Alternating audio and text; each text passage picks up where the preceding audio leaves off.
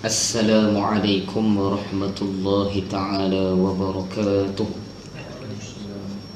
إلى حضرة النبي المصطفى صلى الله عليه وسلم وإلى أزواجه وذرياته وإلى أصحابه وإلى التابعين وإلى التابع التابعين وإلى العلماء والنقباء والنجباء وإلى أولياء الصالحين وإلى آبائنا وأمهاتنا وإلى المسلمين والمسلمات والمؤمنين والمؤمنات،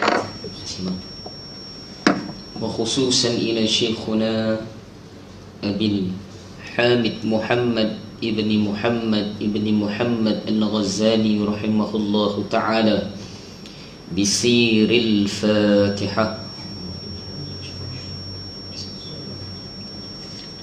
الحمد لله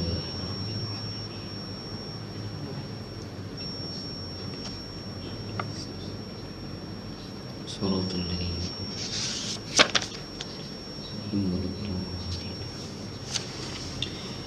إن الحمد لله نحمده ونستعينه ونستهديه ونستغفره ونؤمن به ونتوكل عليه ونعوذ بالله من شرور أنفسنا ومن سيئات أعمالنا.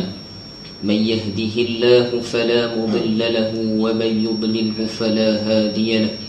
نشهد أن لا إله إلا الله وحده لا شريك له، ونشهد أن سيدنا ونبينا ومولانا وحبيبنا وطبيبنا وإمامنا محمدا عبده ورسوله لا نبي بعده. اللهم صل وسلم على نور الأنوار وسير الأسرار وترياك الأغيار ومفتاح باب اليسار سيدنا ومولانا محمد المختار وآله أطهار وأصحابه الأغيار عدد نعم الله وإفضاله. فقال سبحانك لا علم لنا إلا ما علمتنا إنك أنت العليم الحكيم. فقال رب اشرح لي صدري ويسر لي أمري واحلل عقدة من لساني يفقه قولي. اللهم اغفر لنا ما قدمنا وما أخرنا وما أصرنا وما أعلنا وما أصرفنا وما أنت أعلم به منا. أنت مقدم وأنت مؤخر، لا إله إلا أنت يا مقلب القلوب ثبت قلوبنا على دينك وعلى طاعتك. سبحانك إنا كنا من الظالمين، ولا حول ولا قوة إلا بالله العلي العظيم. أما بعد، صحاب الفضيلة, alim ulama, para asatizah yang semuliakan barisan jawatan kuasa madrasah Raudah, barisan Imam Bilal, muslimin muslimat yang dirahmati Allah Subhanahu wa taala. Pertama sekali syukur kepada Allah Subhanahu wa taala. Limpah rahim daripada Allah taala, Allah masih pilih kita lagi. Benda ni mahal sebenarnya. Nikmat dan nilai ini kita akan tahu bila kita tinggalkan dunia ni. Baru kita tahu nilai berjalannya kita ke rumah Allah. Kita tahu nilai itu nanti. Dan para ulama sebut semua daripada kita akan menyesal atas usaha yang kita lakukan atas muka bumi ni. Semua akan menyesal, termasuk yang bercakap ni. Semua akan menyesal. Sebab apa? Sebab tidak berusaha sehabis mungkin. Para ulama sebut tidak ada satu zarah pun perkara yang Allah takdirkan di dalam kehidupan kita ini, dan perkara tadi diikhtiarkan oleh kita ahlu sunnah wal jamaah. Kita tidak berpegang kepada takdir sahaja. Kelompok itu dinamakan Jabariyah. Jabariyah ni Allah saja. Dia tak ada, tak boleh, sesat, lagi menyesatkan. Kemudian kalau dia meyakini diri dia sahaja, Allah tak ada pula, jadi Qadariyah pula. Maka para ulama sebut ahlu sunnah wal jamaah dia berdiri di dalam dua ini, yakni berpegang pada Qadariyah dan berpegang pada Jabariyah. Yakni dia berusaha dengan ikhtiar dia daripada usaha diri dia, kemudian dia bertawakal kepada Allah Ta'ala bahawa setiap apa yang diusahakan tadi tidak mendatangkan bekas, melainkan ia datang daripada Allah Subhanahu wa Ta'ala. Dan di dalam kelompok ahlu sunnah wal jamaah, Ni soalan abang ni. Saya tak sempat nak jawab tu dalam WhatsApp tu. Adanya kelompok yang dinamakan Ahbash. Ahbas ni apa benda pula ustaz? Bolehlah mukadimah ni tak ramai tak apa. Ahbas ni apa? Kelompok pelampau di dalam ahlu sunnah. Di dalam ahlu sunnah juga ada kelompok pelampau. Saya tak nak bagi contoh lah kalau kat Malaysia ni. Tapi kalau kita nak tahu kelompok yang dinamakan Ahbash oleh ulama ahlu sunnah wal jamaah, siapa yang orang ataupun ulama yang menamakan Ahbash ini? Ramai. Antara dia Al-Imam Fakhruddin Ar-Razi. Ramailah kelompok ulama-ulama ahlu sunnah dulu dah namakan awal dah. Dan kelompok ini para ulama sebut Ahbash ni antara ciri-ciri karakteristik dia apa? Dia ni mudah untuk mentakfir atau mengkafirkan ahlul kiblah. Ahlu sunnah wal jamaah kita tidak mentakfirkan, kita tidak mengkafirkan ahlul kiblah, walaupun dia tidak bersehaluan dengan kita. Pandangan-pandangan dia tidak bersehaluan dengan kita. Para ulama sebut selagi dia tidak mempamerkan akidah yang sesat, yakni tidak mempamerkan apa sahaja bentuk yang boleh mengkufurkan diri dia kepada Allah Subhanahu wa taala, kita tidak takfirkan dia. Walaupun kelompok Mujassimah, bukan Mujassimah lah, kelompok Wahabiyah, senang sebut, Wahabiyah, Mujassimah, ramai banyak nama. Wahabiyah ni kita tak boleh sorok ni, perkataan ni tak boleh sorok. Sebab benda ini telah ada di zaman dahulu lagi. Kalau kita lihat di dalam kitab Syekh Ahmad Al-Fatani rahimahullahu ta'ala, Syekh Daud Al-Fatani rahimahullahu ta'ala, saja sebut nama ulama Melayu ni bagi kenal. Dan mereka ini antara qadi besar di Mekah. Syekh Ahmad Al-Fatani tulis ada satu kitab dia dan menjadi rujukan bagi kita ahlu sunnah wal jamaah. Di zaman dia lagi telah lahir dah kelompok-kelompok pelampau ini, dan termasuklah kelompok Ahbash. Sebagai contoh, dia mengkafirkan Ibnu Taymiyah. Ibnu Taymiyah Syekhul Islam, ulama besar. Cuma kita tidak sehaluan dengan beberapa fatwa dia di dalam kitab Majma'u Fatawa. Sebagai contoh berkaitan dengan akidah yang diletakkan oleh dia. Bahkan para ulama sebut yang dibawa oleh Ibnu Taymiyah, ni jangan marah saya ni, ni dalam sejarah. Ibnu Taymiyah membawa pandangan tauhid tiga: rububiyah, uluhiyah, asma' wa sifat, ataupun asma' wa sifat. Para ulama sebut antara dia adalah Tuan Guru Haji Ghazali, ataupun memanggil Babli Sekam, ulama Fatani. Dia mengkaji tentang fahaman ini, yang mana kita melihat bahawa tauhid rububiyah, uluhiyah, asma' wa sifat asalnya adalah dipopularkan ataupun diangkat oleh Ibnu Battah. Itu adalah pandangan Ibnu Battah Al-Majusi, orang Majusi. Sebab Islam ni terdiri dengan hebat. Sebab tu banyak puak-puak yang datang untuk merosakkan Islam. Ni benda biasa.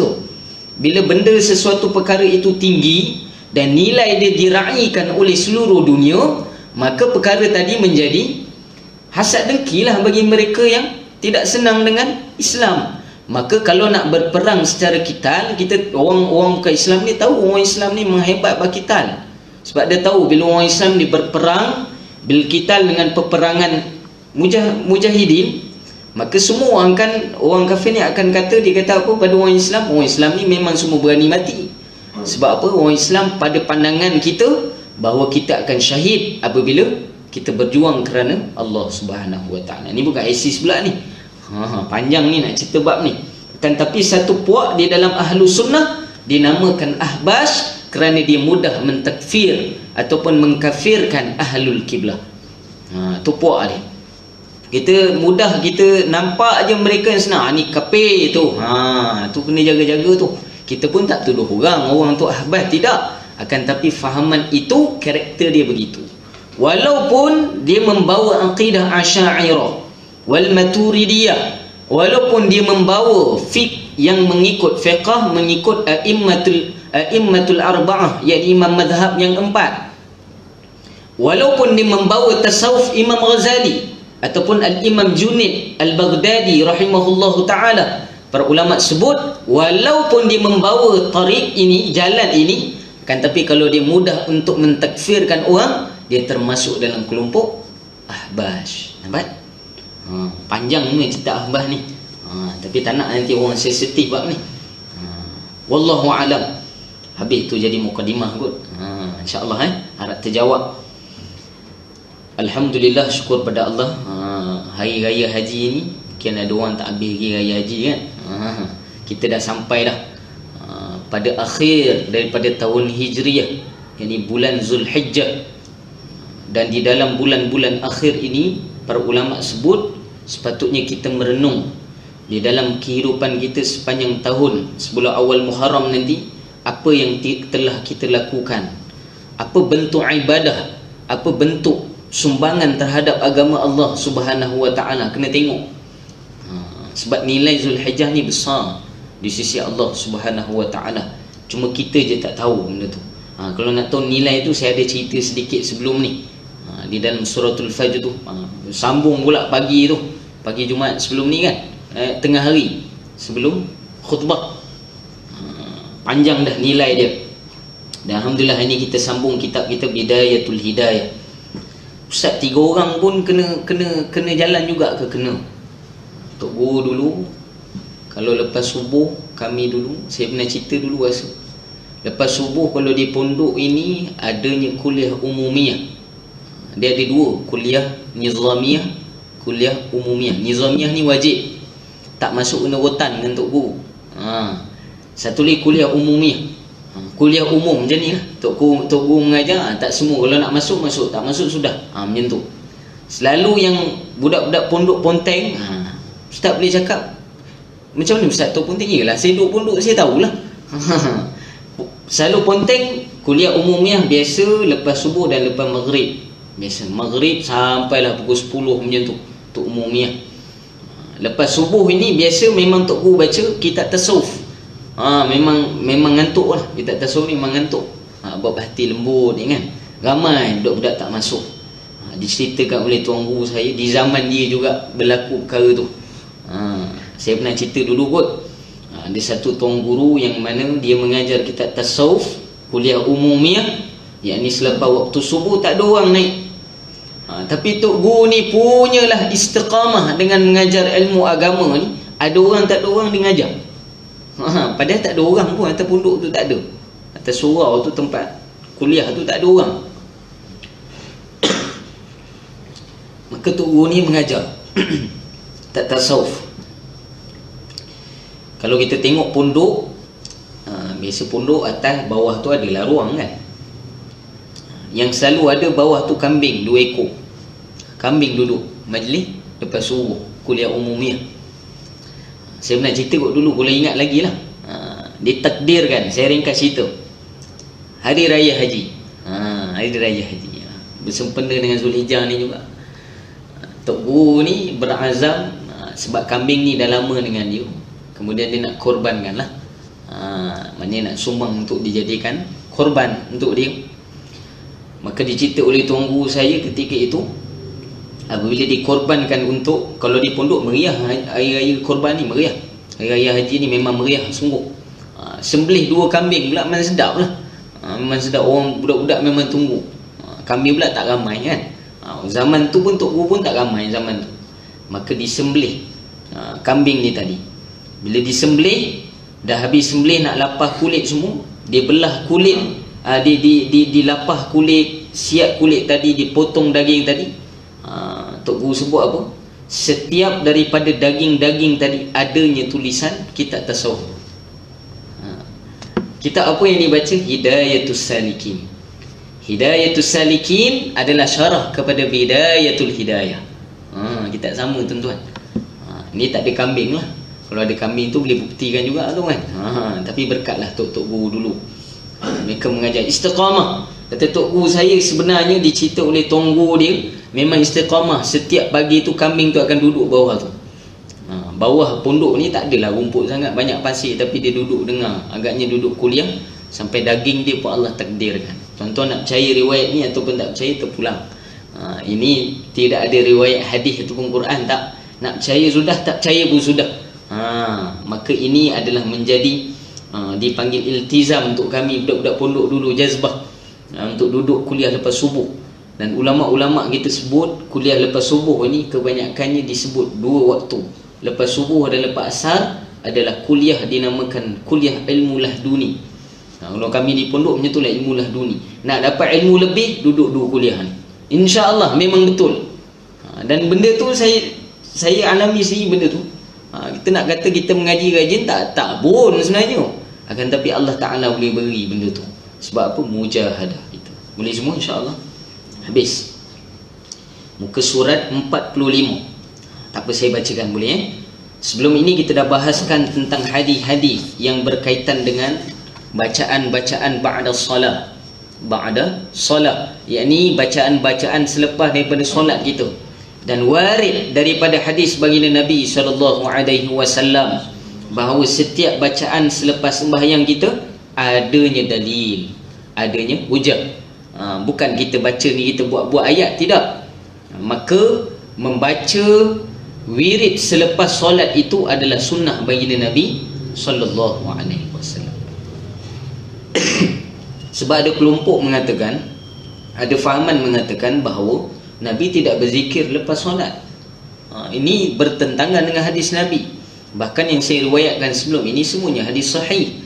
Ada yang diriwayatkan daripada Imam Bukhari, daripada Imam Muslim, dan juga diriwayatkan oleh imam-imam sunan yang 6, kutubus sittah, ataupun juga diriwayatkan oleh kitab-kitab yang lain, hadis yang lain. Sebagai contoh, oleh riwayat daripada Al-Imam di dalam kitab Mustarah Imam Al-Hakim rahimahullahu ta'ala. Banyak hadis riwayat yang adanya zikir ba'da solat.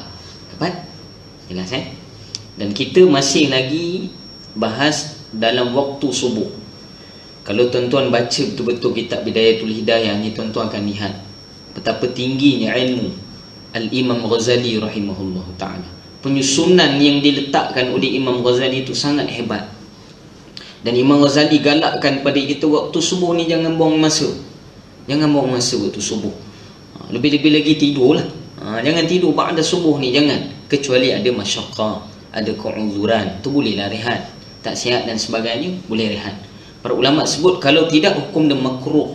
Hukum makruh. Allah tak suka perkara tu kita buat. Sebab apa? Waktu subuh saya dah bahas. Waktu subuh adalah penentuan rezeki kita. Penentuan rezeki kita. Waktu duha adalah agihan rezeki. Kita kena tahu benda tu.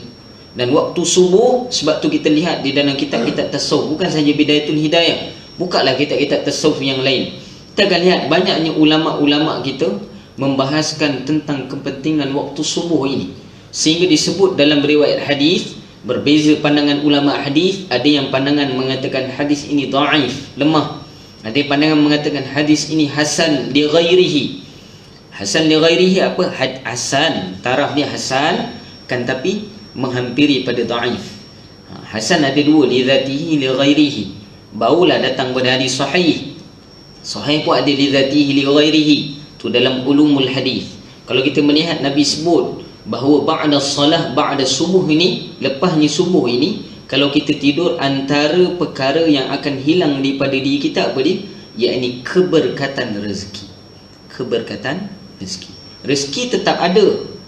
Tetap ada. Rezeki tak hilang untuk kita.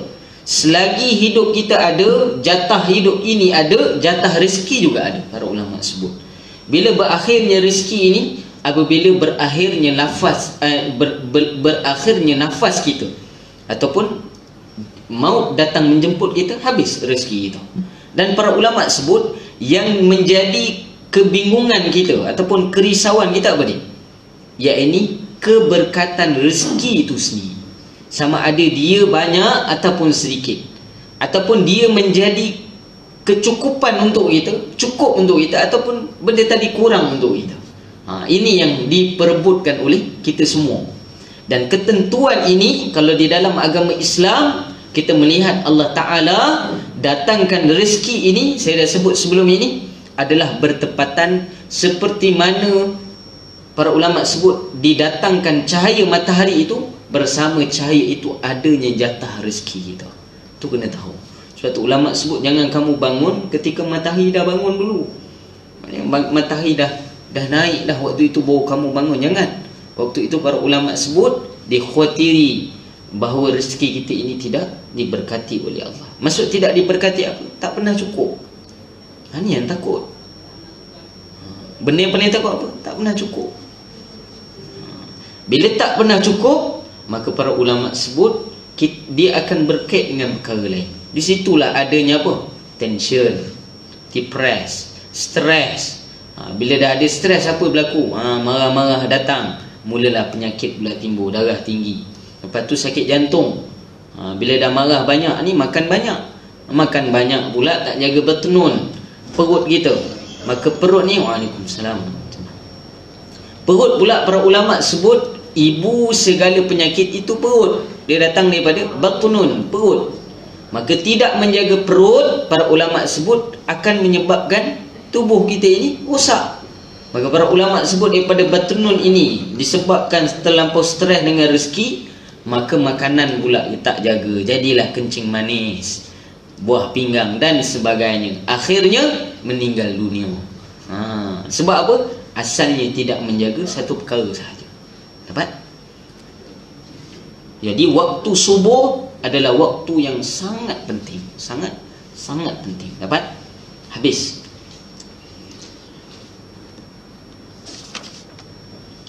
Muka surat 44.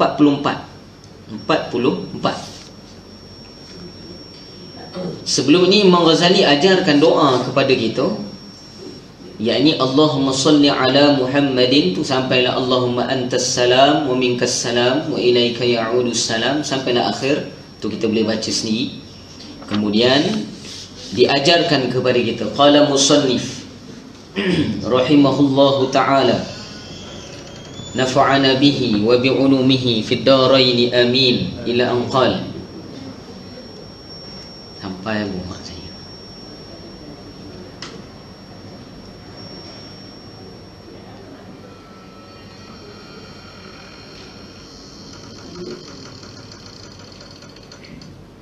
Ila an qala musannif rahimahullahu ta'ala, nafa'ana bihi wa bi'ulumihi fid daraini amin, ila an qala. Perenggan yang keempat, muka surat 44, perenggan yang keempat, paragraf yang keempat, muka surat 44. Cantik nombor 444 semua. Setelah ini hendaklah engkau membaca doa yang singkat tetapi penuh makna. Lepas zikir Imam Ghazali ajar pada kita apa? Baca doa. Maksud dia apa? Lepas zikir ni kena doa lah. Jangan tak doa, rugi tak doa ni. Ustaz, Nabi tak doa lepas semayang. Mana kau tahu? Mana kau tahu Nabi tak doa lepas semayang? Tak ada hadis yang diriwayatkan oleh ulama kita, dia kata. Muhaddis tidak meriwayatkan. Habis macam mana doa-doa ni datang? Doa ni datang daripada siapa? Kalau benda tadi tidak didoa oleh Nabi, tak adalah kita tahu daripada mana datang doa. Daripada ba'da solat ni, lepas solat. Bahkan kalau kita mengikut di dalam kaedah fiqh ataupun kaedah amalan, qawaidnya, cara itu, tidak ada sesuatu amalan yang lebih afdal daripada solat fardu. Betul? Ada amalan lebih afdal daripada solat fardu. Semayang tahajud pun punya hebat. Semayang tahajud, satu orang tu buat 100 rakaat katakan. Kalau dia tinggalkan semayang subuh, habis, lenyap. Sebab tu para ulama sebut ba'da solat fardu, ini lepas solat fardu doa makbul. Sebab kita baru saja menyelesaikan ataupun menunaikan satu perintah Allah Subhanahu wa ta'ala. Apa nilai solat fardu dengan solat sunat? Apa beza nilai itu? Satu rakaat di dalam solat fardu nilai dia 70 kali ganda daripada satu rakaat semayang sunat. Ni paling rendah. Ada pandangan juga mengatakan lebih tinggi daripada 700,000 kali ganda. Itu solat fardu. Sebab itu dalam riwayat Sayyidina Abdurrahman bin Auf radhiyallahu anhu. Semua kenal kan Abdurrahman bin Auf? Antara billionaire, bukan millionaire, billionaire di zaman Rasulullah. Zaman Rasulullah antara billionaire orang kaya dia Abdurrahman bin Auf. Antara lain Sayyidina Ali ibni Abi Talib. Antara lain Sayyidina Abu Bakar As-Siddiq radhiyallahu anhu. Antara lain Sayyidatina Khadijatul Kubra radhiyallahu anha. Ni semua orang kaya ni zaman Nabi sallallahu alaihi wasallam. Termasuklah Rasulullah. Kalau kita baca di dalam kitab Rahiqul Makhtum, kita akan lihat bagaimana Nabi meminang Sayyidatina Khadijatul Kubra. Cuba baca nantilah. Itu nak cerita tu panjang pula. Sayyidina Abdurrahman bin Auf dalam riwayat, dia tertinggal 1 rakaat bersama dengan imam. Ada pandangan lain mengatakan dia tertinggal jemaah bersama dengan Nabi sallallahu alaihi wasallam. Sebab apa? Tertinggal jemaah ni maksud dia apa? Dalam riwayat kata dia tertinggal masbuk 1 rakaat. Maknanya dengan imam dia kena ulang satu rakaat. Maknanya dia semayang masbuk. Ada pandangan kata tertinggal semayang jemaah terus. Akan tapi dia datang semayang di Masjid Nabawi. Kemudian para ulama sebut di dalam riwayat hadis, kita boleh lihat di dalam Hayatus Sahabah karangan Syekh Yusuf Akan-Dahlawi rahimahullahu ta'ala. Dia datang jumpa Nabi, dia kata, wahai Rasulullah, ni bahasa mudah dia, aku tertinggal 1 rakaat masbuk. Dalam riwayat lain aku tertinggal jemaah. Jadi kata Sayyidina Abdurrahman bin Auf, aku hendak dalam hajat aku ini, aku nak korbankan, aku ni tertinggal 1 rakaat masbuk kerana apa? Aku menguruskan perniagaan ataupun unta-unta yang menjadi perniagaan, perantara perniagaan. Maksud dia menguruskan bisnes dia waktu itu. Berapa jatah, berapa banyak bisnes ketika itu. Para ulama sebut waktu itu dia menguruskan bilangan unta yang bawa barang-barang perniagaan dia. Para ulama sebut adalah daripada pintu Madinah itu, banyaknya unta itu sampai kepada pintu Mekah Al-Mukarramah. Banyak tak? Banyaklah tuan-tuan. Tahu tak jauh di antara Mekah Madinah berapa jauh? Jauh tak agak-agak? Jauh. Bukan dekat, jauh tu. Berapa jam nanti Ayu? 5 jam perjalanan tu naik bas. Kalau naik unta, ada pandangan mengatakan, para ulama sebut, banyaknya unta itu kalau dikira oleh para oleh muhaddis, para ulama sebut banyaknya unta yang bawa barang niagaan Abdurrahman bin Auf, kalau disusun daripada pintu Madinah itu sampai pada pintu Mekah Al-Mukarramah, punya banyak. Para ulama sebut, Abdurrahman bin Auf sebut pada Rasulullah sallallahu alaihi wasallam, wahai Rasulullah, aku nak infak semua ini di jalan Allah Subhanahu wa taala. Untuk apa? Untuk menggantikan 1 rakaat yang masbuk bersama dengan kau, wahai Rasulullah. Unta berapa nilai unta? Unta zaman dulu bukan sembelih saja, dia kenderaan. Kalau kita nak ikut nilai unta zaman Nabi dulu, Ferrari lah. Tu nilai dia macam BMW, macam tu lah. Nilai dia kuda, unta tu nilai dia tu. Dan para ulama sebut banyaknya unta ini sampai ke pintu Mekah ketika itu. Dan para ulama sebut Sayyidina Abdurrahman bin Auf nak korbankan ataupun nak infak di jalan Allah Subhanahu wa taala. Wahai Rasulullah, aku infak semua ni unta ni fi sabilillah, di jalan Allah Subhanahu wa taala. Apa jawab Rasulullah? Wahai Abdurrahman bin Auf, walaupun di sisi kamu itu adanya seluruh, maksud seluruh ni apa? Adanya harta kamu yang berada di dalam permukaan bumi ini dan memenuhi di antara 7 petala langit dan 7 petala bumi, dan kamu nak infak perkara tadi untuk gantikan 1 rakaat masbuk berjemaah, itu pun tidak ada nilai di sisi Allah Subhanahu wa taala. Ni sahabat punya faham tu. Sebab tu kalau kita baca riwayat, sahabat ni kalau tertinggal saja masbuk, bukan masbuk, takbiratul aula ataupun takbiratul ula, takbir bersama dengan imam. Imam takbir Allahu akbar, dia takbir. tertinggal itu saja mereka akan berkabung selama 3 hari. Tu kabung macam orang meninggal, sedih. 3 hari kabung. Kalau tertinggal berjemaah dengan Nabi 7 hari, seminggu. Sebab apa? Mereka tahu nilai itu. Kita tak faham lagi nilai ni. Sebab apa para ulama sebut? Sebab kita ini tidak terjun di dalam nilai agama Allah Subhanahu wa ta'ala. Dan yang kedua, mungkin sebab kita tidak tahu dan kita tidak belajar nilai agama itu sendiri. Dan mereka ini para ulama sebut kerana hebatnya mereka ini dengan agama Allah Subhanahu wa ta'ala, Allah lahirkan di dalam hati mereka keyakinan terhadap akhirat lebih daripada nilai keyakinan di terhadap dunia yang mereka usahakan. Sebab tu mereka ini boleh berjaya di sisi dunia.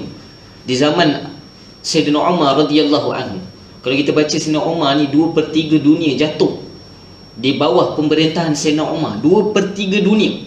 Baca riwayat tu. Yang mana Sayyidina Umar hantar tentera datang ke Parsi ketika itu.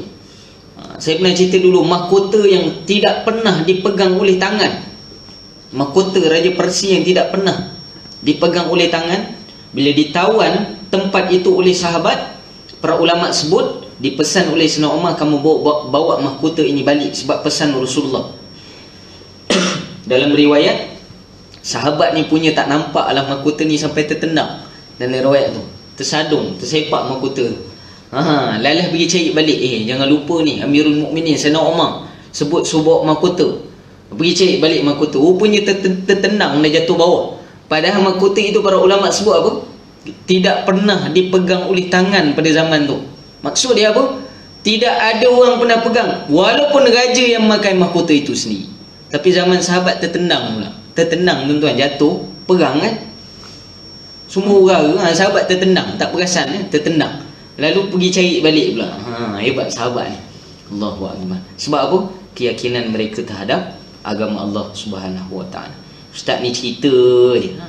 Saya boleh cerita tuan-tuan. Ilmu agama ni kena rasa.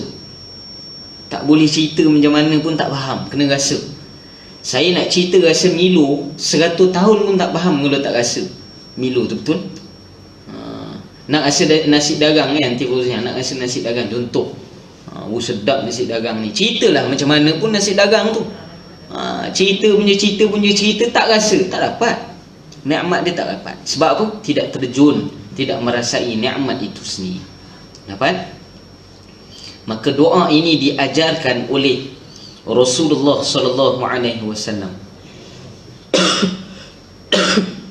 Doa yang singkat akan tetapi penuh makna. Kata Imam Ghazali, diriwayatkan doa ini diajarkan kepada siapa? Diajarkan oleh Rasulullah sallallahu alaihi wasallam kepada Siti Aisyah. Orang Melayu sebut Siti. Kalau dalam riwayat Sayyidatina. Dapat? Sayyidatina. Kita panggil Siti. Siti itu Sayyidatina lah, yang kami muliakan ataupun yang kami penghulu kami. Sayyidatina. Dapat Bagi lelaki Sayyid. Dapat Sayyid, Sayyidina ataupun Sayyidatina. Ataupun dalam kitab ini meraihkan. Syekh Fahmi Zamzam terjemah kitab ini, dia meraihkan bahasa kita. Dia sebut apa? Siti Aisyah. Sebutan Aisyah yang betul bukan Aisyah, Aisyah. Ain bagi atas fathah, patu hamzah bagi bawah. Aisyah. Aisyah. Apa? Di mana ain? Di tengah halqum. Hamzah di mana hamzah? Di dada. Dapat? Makhraj yang berkaitan dengan halqum ada 6 sahaja. Apa dia huruf yang 6 tadi? Yakni termasuk dalam izhar halqi. Tak boleh dengung ni, huruf halqum ni susah nak dengung. Sebab tu dalam tajwid dinamakan izhar halqi. Sebutan tadi kena izhar, kena jelas. Antara dia ain dan juga hamzah. Aisyah. Dapat? Kalau riwayat yang betul, pembacaan yang betul Sayyidatina Aisyah. Aisyah. Dapat? Radhiyallahu anha. Radhiyallahu anha. Semoga Allah meredainya. Untuk perempuan. Kalau laki radhiyallahu anhu. Dapat? Kalau ramai radhiyallahu anhum. Itu ramai. Jamak. Apa dia doa dia? Boleh sama ikut saya. Bismillahirrahmanirrahim. Allahumma inni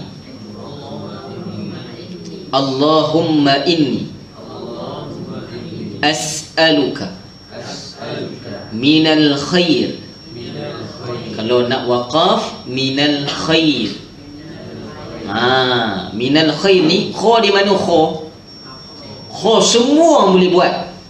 Kenapa saya sebut semua orang boleh buat kha yang betul? Sebab tidur boleh buat. Boleh, tu kha lah tu. Buang kahak tu. Kha. Kha dengan ra. Dua tempat yang sama, tempat keluar yang sama. Di mana? Di awal tekak. Kalau sebut memang sakit tekak. Maka sebutan ha dia beza dengan ha. Bak ha di pertengahan. Ha dengan ain tempat yang sama. Ha apa? Ha pedas. Ha. Kalau ha simpul, dia akhir kat sini. Akhir tekak ataupun di dada. Ha dan a. Ha, a bawah. Ain, ha dekat tengah. Kha dengan ra dekat ni. Dapat? Awal tekak. Dapat? Dinamakan makhraj al-halqa ataupun makhraj tempat keluar halkum. Kenapa kena sebut betul? Baru malaikat turun. Sebab setiap huruf di dalam yang diasaskan oleh Al-Quran, setiap huruf itu, kata Syekh Ahmad Al-Fatani, adanya malaikat yang jaga. Malaikat khusus dinamakan kiramil bararah. Punya banyak, tak tahu berapa banyak. Setiap huruf ada malaikat jaga. Dapat? Sebab tu kalau jin masuk kena rasuk histeria orang. Ramai orang tanya, ustaz, saya pun baca ayat kursi juga. Ustaz pun baca ayat kursi, kenapa saya baca lagi teruk dia? Lagi teruk pula, makin banyak jin pula masuk. Ustaz baca dia keluar, sebab apa? Sebab beza bacaan tu sendiri. Pertama sebutan tu, yang kedua tajwid. Dan para ulama sebut, dan yang antara yang penting ataupun yang terpenting juga, sanad bacaan. Kamu baca Quran tu, kamu semak dengan siapa? Kena ada guru sampai kepada Rasulullah sallallahu alaihi wasallam. Dapat? Allahumma inni as'aluka minal khair. Inni as'aluka minal khair. Kalau khair nak waqaf di sini, ra tadi boleh dibaca dengan tafkhim dan tarqiq. Boleh dibaca dengan tebal dan nipis. Kalau nak baca tebal, muncung mulut. Khair. Khair. Muncung. Akbar. Muncung. Dapat?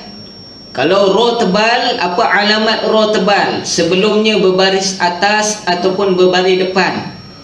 Akbar, akbur. Contoh akbar, akbur. Dua-dua tebal. Kalau nipis, sebelumnya berbaris bawah, kasrah. Akbir, qadir. Kalau khair nak jamak, para ulama nak waqaf di sini boleh baca dua-dua. Khair, khair. Dua-dua boleh. Boleh? Kalau nak berhenti kat situ. Minal khair. Dapat? Kullihi. Ajilihi. Ajilihi. Jim macam mana jim? Sebut jim yang betul. Jim mana tempat keluar jin? Sudah. Tempat keluar jin saya tahu, ustaz. Jim tak tahu. Jim ni lidah berada di tengah lelangit. Dia termasuk dalam makhraj lisan. Jim. Mulut kena over sikit. Jim. Jim. Jim. Khadijah. Kena mulut kena over sikit. Ja. Ikut saya boleh? Ja. Ji. Ju. Jan. Jin. Jun. Aj. Aj. Boleh nampak? Lidah kat mana? Tengah lelangit. Dapat? Cuba lidah dekat hujung lelangit. Sebut jin. Tak boleh. Tak boleh. Nampak lagi buruk. Dah lah sebut tak sedap, muka pula buruk. Tak boleh. Biar sedap sebut tu, muka buruk tak apa. Tapi sebut tu sedap. Dapat tuan-tuan?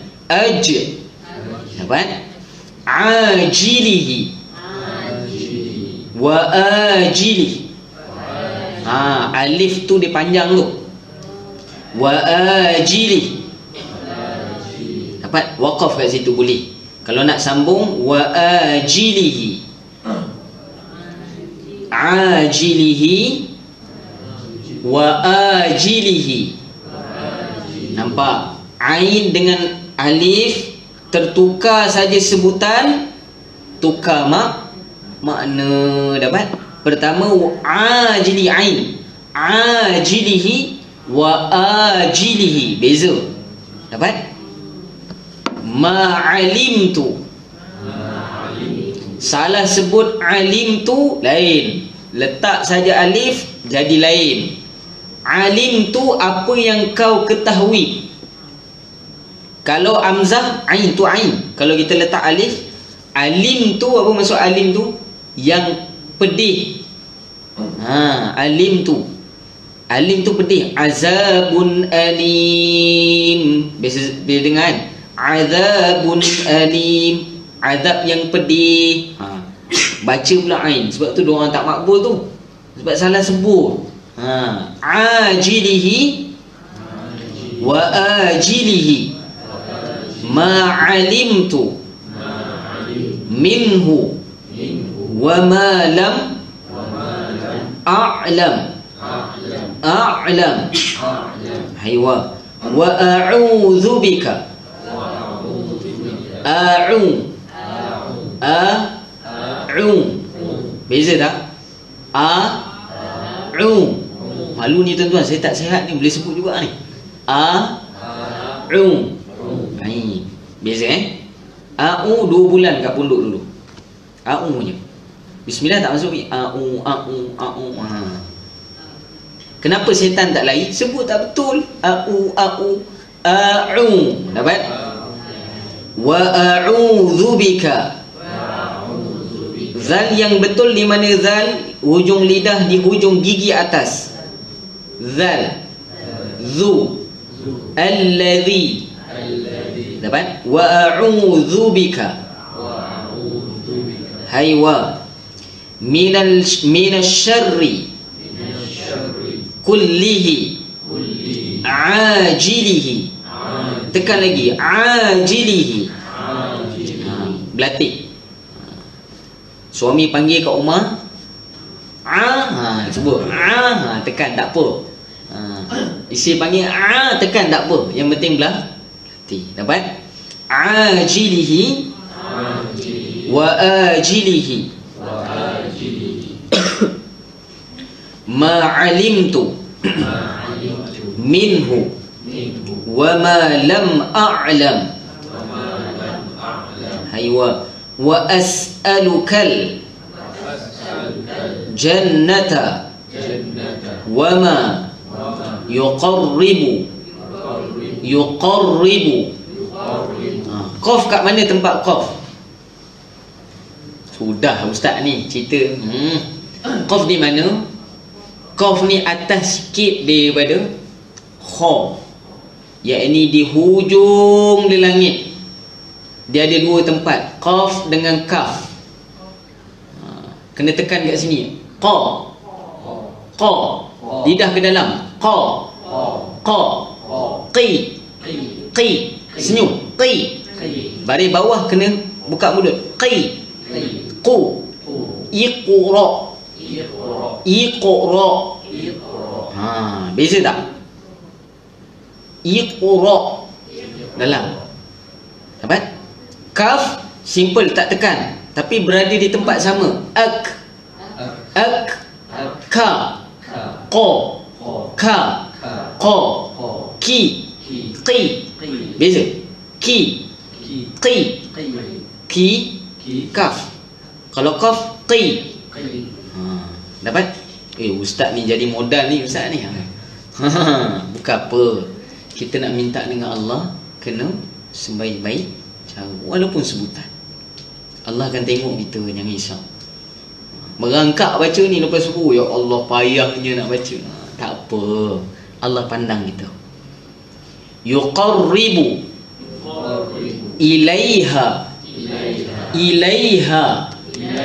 Dada. Ilaiha. Bila sebut ha, tuan-tuan pegang. Muslim-muslimat pegang dada. Getar tak? Ilaiha. dia akan rasa getar kat dada. Ilaiha. Sebab tu lafaz Allah tidak ha pedas tu, dia ha simpul ataupun ha gelap. Orang panggil ha gelap. Kami dulu kat pondok panggil ha gelap dengan ha pedas. Nak beza tu. Bak ha tu mati dekat dada. Allah. Nampak beza? Allah. Sebab tu dalam tarikat kita akan belajar tu. La ilaha illallah. Turun bawah. Ni keluar pula. Sebab tu tak turun-turun tu, takut kat Allah tak turun. Sebab tak sebut tu tak betul lagi. Ha di dada. Ilaiha. Min qawlin. Min qawlin. Wa amalin. Wa niyyatin. Tekan. Wa niyyatin. Haywa. Wa. Tekan. Wa. Tiqadin. Tiqadin. Dal kat mana dal? Tempat keluar dal mana? Belakang gigi atas. Lidah berada di belakang gigi atas. Da. Tengok saya. Da. Di. Du. Budu. Tu pun betul. Budu. Cik nak budu je. Budu. Belatih tu. Belakang gigi atas. Jangan lebih. Dapat? Iyyaka na'budu. Beza. Iyyaka na'budu wa iyyaka nasta'in. Tak payah lagu dah. Sebutan dah ada lagu. Kana'budu. Budu. Buduh lah kau ni. Buduh. Uduh. Contoh. Tu Piramli buat tu. Dapat? Du. Dapat? Jelas. Wa'tiqadin.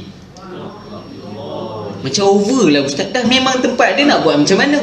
Ya, marah saya memang tempat dia macam tu. Nak beza dal itu dengan dha. Dha lain pula. Ki atau kanan. Dha. Dapat? Wa'tiqadin. Wa a'udzu bika minan nar. Ni kena tebal. Minan nar. Kalau nipis buruk, minan nar. Beza dia. Kena tebal. Minan nar. Azaban nar. Beza kan? Okey. A'udzu bika minan nar. Wa ma yuqarribu ilaiha min qawlin. Qawlin. Ada tu. Qawlin. Wa amalin. Wa niyyatin. Wa i'tiqadin. Ta dengan dal tempat sama. Dal belakang gigi atas, betul? Boleh sebut dal belakang gigi bawah? Cuba buat. Da. Tak boleh. Dia memang kat atas. Da. 40 tahun Ustaz baru tahu ni Ustaz. Oh, situ tempat dia. Dal dengan ta tempat sama. Sebab itu ta dia hayat hamas. Ta. An'amta. Jaga jangan an'am. Jangan an'am. An'am. Hamzah nun ain tu. An'am. An'amta alaihim. Dapat? Ta dan dal tempat sama. 3 huruf. Ta, dal dengan apa Nadia? To. Tempat huruf yang sama, belakang gigi atas. Ta, da, to, tempat sama. Dapat? Jelas Haywah. Oi, penat dengan ustaz ni. Wa as'aluka min khairi. Tekan lagi. Min khairi. Min khairi. Nun mati bertemu kha. Apa hukum dia? Saya tolong jawab. Izhar halki. Tak payah dengung. Sebab huruf halkum mana boleh dengung. Min khairi, tak boleh, payah. Min, tak ada dengung. Min khairi. Ma sa'alaka. Minhu. Abduka.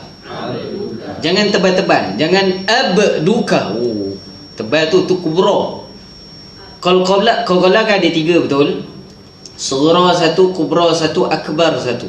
Terpulang nak punya akbar ke kabair. Kabair tak boleh sebenarnya. Kabair ni dosa-dosa besar. Dia akbar. Kubra, sughra, macam mana tanda sughra? Huruf yang 5 qalqalah tadi, ba, dal tu semua berada di pertengahan ayat. Sebagai contoh ini, abduka. Abduka. Sekilas saja, abduka. Okey. Kalau huruf qalqalah berada di akhir ayat, barulah dinama qalqalah kubra. Contoh kitab. Kitab. Kena kuat. Kitab. Dapat? Kalau berada di akhir ayat pula ada sabdu, barulah nama akbar. Tabbat yada abi lahabin wa tab. Kemang mejap. Tab. Wal 'asr innal insana lafi khusr illa alladhina amanu wa 'amilus salihati wa tawasaw bil haqq. Ada kokolah pula. Ada sabdu. Sabdu ke apa nak sebutlah. Syaddah ke apa, yang penting ada tu, W tu. Maka nak wakaf di situ kena tahan haqqa. Baik. Di sini abduka, ikut abduka sama. Qul huwallahu Allahu samad, lam yalid wa lam yulad. Beza. Jangan lam yalid wa lam yulad. Jangan macam tu. Sama je qalqalah, tak tahu mana sughra mana kubra. Jangan. Awal pertengahan huruf qalqalah kalau mati huruf tadi jadi qalqalah, maka nipis. Lam yalid wa lam yulad. Dapat? Sama ni. Abduka wa rasuluka Muhammadun sallallahu alaihi wasallam. Sallallahu. Anak biasa kita anak yang pelat 2 huruf, betul? Lam dengan ra. Saya dah cerita kalau pelat ni dia siapa? Warisan Nabi palsu, kena jaga tu. Musailimah al-Kazzab. Kena jaga tu. Kalau pelat 2 tempat ini kena berlatih. Mana tempat dia? Di belakang sedikit daripada hujung gigi. Dia awal di langit. Lam, ra. Dia awal di langit dengan nun. Nun, ra dengan lam berada di awal di langit, yakni belakang sikit daripada gigi atas. Gigi atas ni gigi, katakan gigi. Nampak tak gigi? Nampak kan? Tak nampak pendek, tak ada. Gua. Gigi ni belakang gigi ni. Dia belakang sedikit. Belakang sikit ni tempat nun, ra dan lam. Maka di situlah tempat ra. Selalu kita tak dapat sebut rumah. Rumah, betul? Payahnya anak aku ni macam mana ra ni, dia tahu dia sebut ra, kena berlatih. Tekan lidah dia dekat atas langit, so dia sebut, getar. Lam sama, orang banyak sebut, tak boleh sebut Allah. Allah. Allah. Payah. Allah. Rasulullah. Rasulullah. Payah tu, tak boleh. Kena belajar makhraj ni, boleh? Muhammadun sallallahu alaihi wasallam. Wa a'udzu bika min syarri kena masukkan masta'adzaka minhu abduka wa rasuluka Muhammadun Muhammadun sallallahu alaihi wasallam. Allahumma wama qadaita ta, letak tangan kat depan, ta, keluar angin tak? Kalau keluar liu lebih bagus. Tapi berdosa kalau depan muka orang, kena jaga keluar air tak apa, yang penting afdal. Dapat? Qadaita li min amrin. Ustaz, kenapa tak dengung kat situ? Sebab ni lafaz doa. Kita nak belajar. Amril faj'al aqibatahu Rashada. Kalau tanwin di baris belakang itu mat apa tu? Mat iwal dot. Mat iwal. Dapat? Dia 2 harakat saja, jangan panjang. Bukan 2 rakaat ni, 2 rakaat tu panjang, 2 harakat. Dapat? Wallahu a'lam. Habislah, cukuplah tu. Dapat semua Panjang dah ni, habis saya kena tangkap nanti. Wallahu subhanahu wa ta'ala a'lam.